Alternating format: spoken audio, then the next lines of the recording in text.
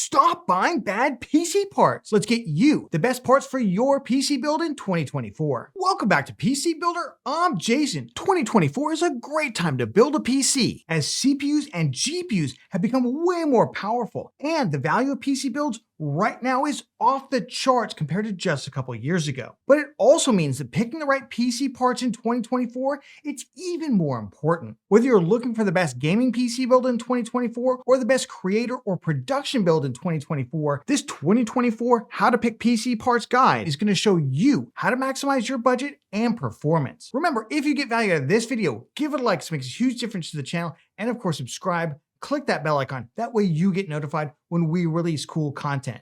With that, let's jump into it. Before that, this video is sponsored by VIP SSD Key. Say goodbye to crazy expensive Windows 10 licenses and that terrible Activate Windows 10 watermark. Right now, use the links in the video description, head over to VIP SSD Key, and get a Windows 10 Home or Pro OEM license for a great price. Pick your product license, then use the PC Builder discount code PC25 for an additional 25% off. Go to the activation settings on your PC, put in the code, and boom, you have a fully licensed Windows 10 for a crazy low price, which can be upgraded for free to Windows 11. Use the links in the video description below. The first thing that you need to decide is what you're building your new PC to do. If your PC is primarily for gaming, then we need to focus in on what games you're going to play, what monitor resolution you want to target, and what frame rate or FPS that you want to get. Building the best cheap PC for 1080p Roblox gaming is going to be way different than building the best 1440p 240Hz gaming PC for competitive shooters like Warzone, Valorant, or Fortnite. And that's also going to be different than building the best gaming PC for single-player titles at 4K with maximum ray tracing effects. For a gaming PC, we want to focus on getting the biggest, fastest GPU that we can afford, and then just get a CPU that won't bottleneck it. It's also important to understand your budget. Right now, you can build a cheap gaming PC to play most titles at high settings at 1080p for around $600. And you can build a very solid 1440p gaming PC for between $750 and $1,000. For $1,250 to $1,600, you can build a PC capable of driving a 144Hz 4K gaming monitor at good quality settings, or a 1440p 240Hz monitor using competitive settings in competitive titles like Valorant or Overwatch 2. And for $2,000 and up, you can build an insane performance 1440p or 4K monster, including taking advantage of high performance ray tracing effects. If we're gaming, we also want to consider what kind of audio experience we have, and we want to make sure that we leave enough money left over to buy a quality gaming monitor. After all, why get all that FPS if it looks like hot garbage? Finally, we want to consider our build aesthetics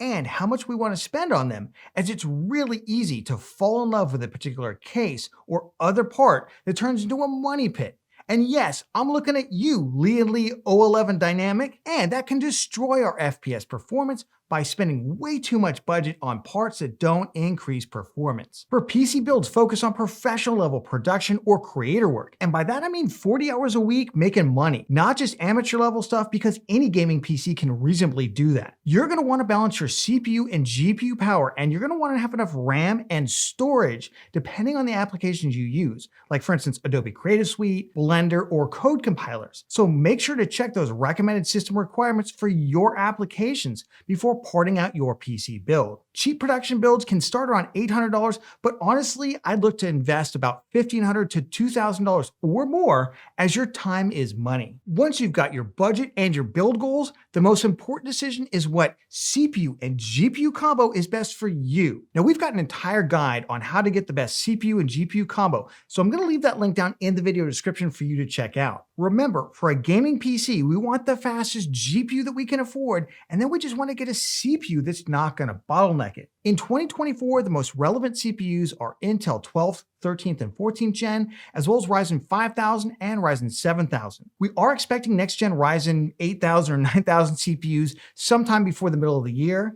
and a new generation of Intel CPUs towards the end of fall 2024. The most relevant NVIDIA GPUs right now in 2024 are primarily RTX 4000 series including the expected RTX 4000 Super Series, and on the budget end, the RTX 3060 12GB and possibly the RTX 3050. For AMD, the most relevant GPUs include the RX 7000 series, including the 7900 XTX, 7900 XT, and 7800 XT. Many of AMD's 6000 series of GPUs also continue to be good value while stock remains, though we do expect a lot of these GPUs to sell out completely in 2024. For Intel, currently their A770, A750, and A580 remain viable budget GPUs if you don't mind tinkering with the settings and slower day one driver support. It's also possible we'll see some additional GPU refreshes from both AMD and NVIDIA in the first half of 2024. We do expect Intel to launch their next generation GPUs, codenamed Battlemage, in 2024,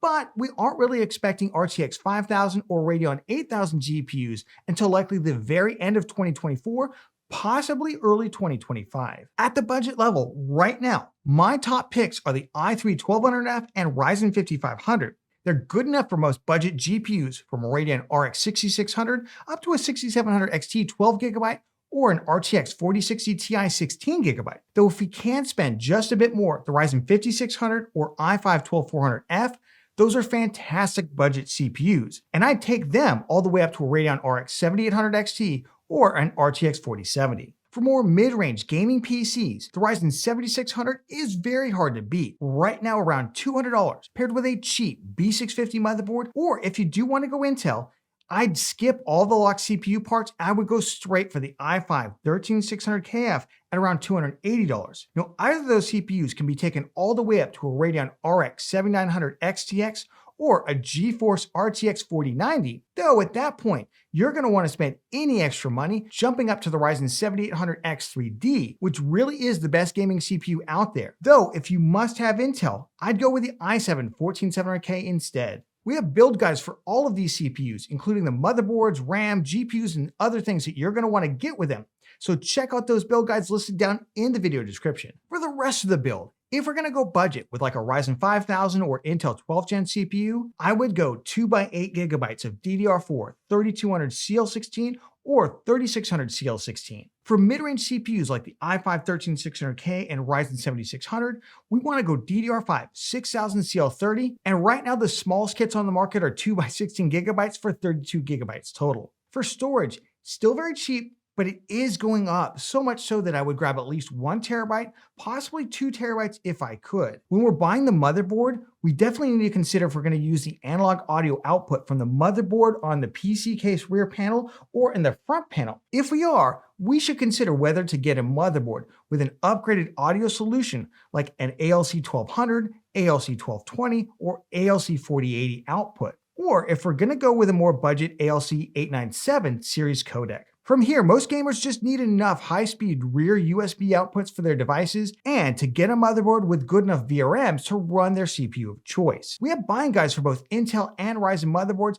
and our Best RAM for Gaming 2023 video covers every current platform, so check out those for a deeper dive. Finally, for the PC case, we're really just looking for something with good airflow and at least 2 intake fans and 1 exhaust fan.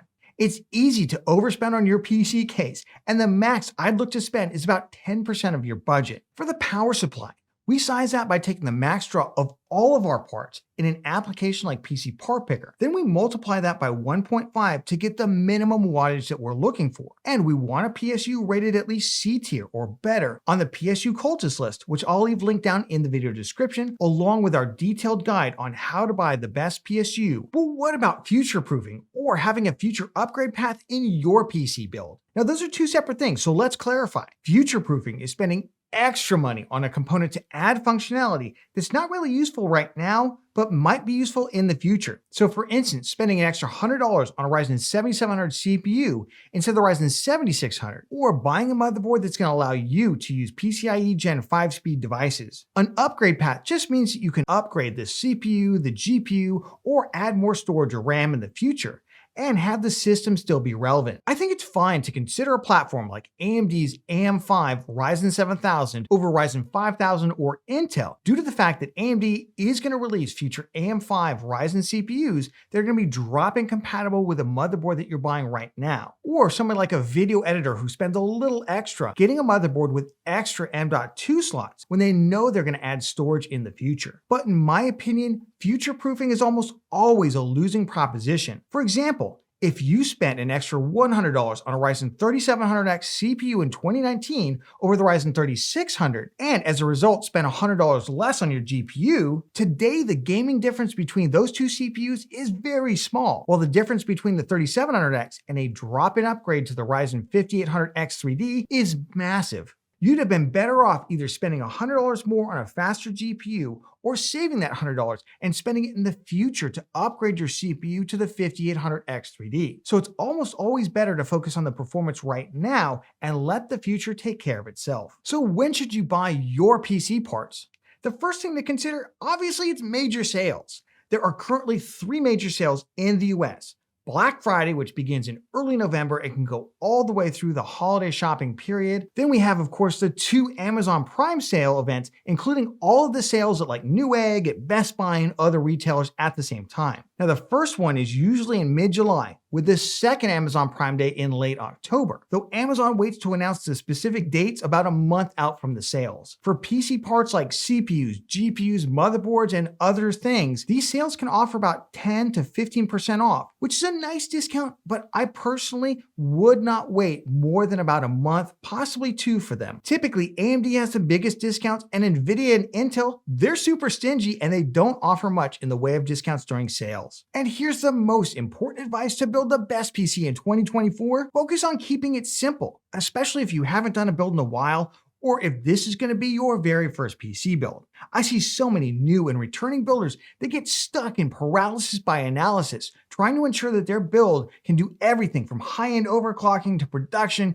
to gaming and more. Or they try for a super complicated build with tons of fans and RGB that's really difficult to pull off. They end up spending way too much, or worse yet, they never buy the parts at all because it just becomes so overwhelming. So just keep it simple and stay focused on your primary build goals. And it can be helpful to get feedback from other PC builders on your build. We have the Boost My Build series here, where viewers submit their PC build list, and we pick a variety of builds and budgets every episode to boost so that everyone can see something helpful for them. If you haven't checked out the series, it's linked down in the video description, and it's a lot of fun. We also recommend the PC Part Picker forums, Linus Tech Tip forums, or the Build a PC Reddit. And we do have a channel member only Discord where members can post their builds and get feedback from other channel members. You can check that out by clicking the join button below. And it's always a good idea to get feedback from multiple places. That way, some well-meaning person who doesn't really know enough won't steer you in the wrong. Remember, we've got tons of build guides for every performance and budget level, from an i3 1200F or a Ryzen 5600 budget build to a mid-range build with a Ryzen 7600 or an i5 13600K to high-end builds with a Ryzen 7800X 3D and more. And if you aren't sure what to build, you just have a total budget, we do monthly build guides that are total budget based as well. I'll leave the build playlist link down in the video description. Let me know down in the comments what you plan to build or upgrade in 2024. And of course, if you got value out of this video, give it a like, 'cause it makes a huge difference to the channel. And of course, subscribe and click that bell icon. That way you get notified when we release amazing PC building content in 2024. Hey, speaking of cool PC building content, check out our latest Boost My Build, where we took some disaster builds and maximized their performance. It was a ton of fun. Click the video right here and check it out.